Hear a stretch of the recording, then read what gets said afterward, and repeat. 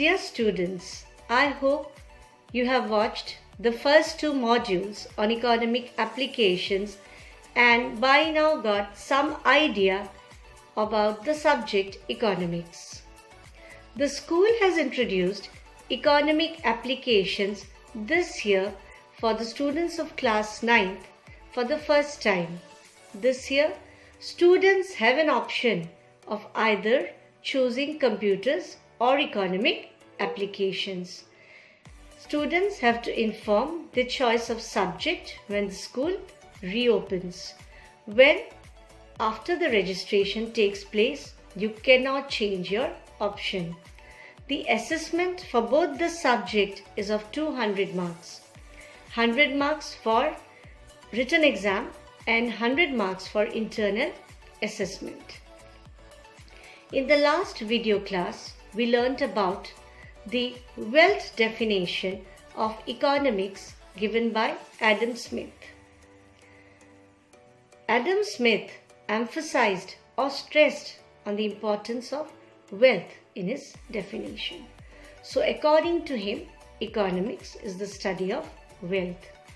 His definition was subjected to a lot of criticism. Many economists criticized his definition and came forward with different definitions. Let us now examine the definition of Alfred Marshall, which is known as the welfare definition. Alfred Marshall gave this definition in his book Principles of Economics. He gave more importance to human welfare than wealth. He shifted from wealth to human welfare. According to him, wealth is only a means to satisfy human wants and not an end in itself, just as a car is only a means to reach a destination and not the destination in itself. He emphasized that wealth is for men. Man is not for wealth. He defined economics as a study of mankind in the ordinary business of life. It examines the part of individuals and social action which is most closely connected with the attainment and with the use of material requisites of well-being. Thus, on one side, it is a study of wealth, and on the other side, it is a study of men. And let us now discuss the main features of the welfare definition. According to this definition, economics is a social science because it studies human behavior. It is a study of mankind. It studies the role of men in the creation of wealth or income and shifts the emphasis from wealth to economic welfare. According to Marshall, economics studies an ordinary man, a man who earns and spends his wealth to get maximum satisfaction. He does not study extraordinary men like monks or sadhus.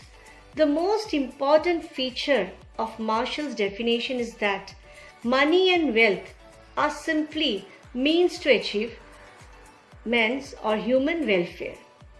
Human welfare consists of both material as well as non-material welfare.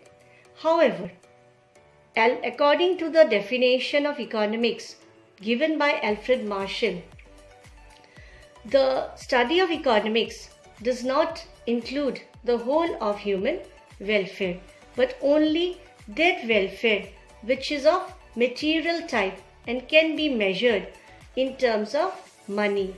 The study of non-material welfare lies outside the scope of economics. In short, material welfare is the behind or is the motive behind all your economic activities. Material welfare is the motive behind which all human beings try to earn a living. In the next part, we will be doing a revision of the main features and the definition with the help of slides, and then we will be going on to the criticism of this definition.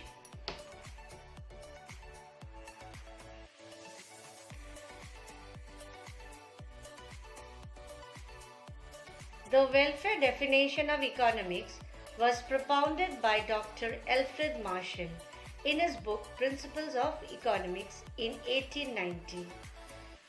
This definition has three important aspects. Firstly, according to this definition, economics is a study of men and his ordinary business of life.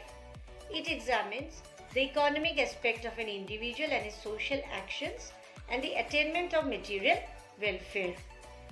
The main characteristics of his definitions are: according to the definition given by Marshall, economics is a social science because it studies mankind. It studies ordinary men who earn and spends his income to earn satisfaction.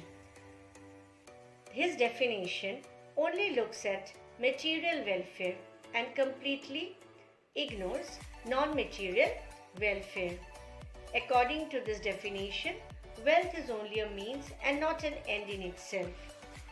The definition given by Alfred Marshall was hailed, however, it was also subjected to a lot of criticism because Alfred Marshall totally ignored non-material welfare. Human welfare consists of not only material welfare but also non-material welfare. Non-material welfare is obtained from the services of teachers, doctors, singers, etc. and they also promote human welfare. But this aspect has been totally ignored in Marshall's definition of economics. Secondly, his definition has been criticized because welfare cannot be quantified.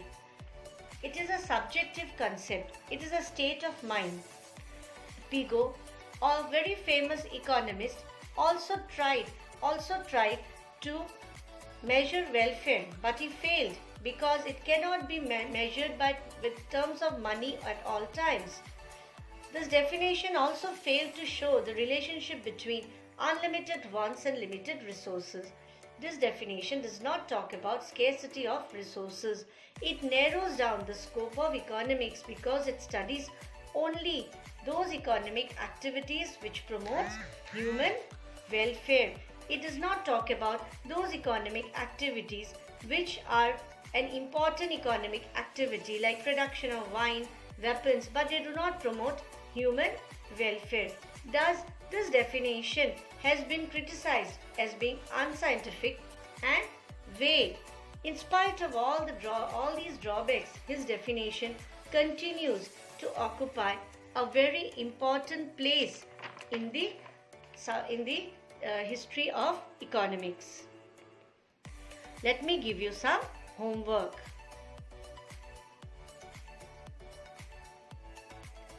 Your first question is, what is welfare definition of economics? Kindly note it down. Secondly, what are the main features of Marshall's definition of economics?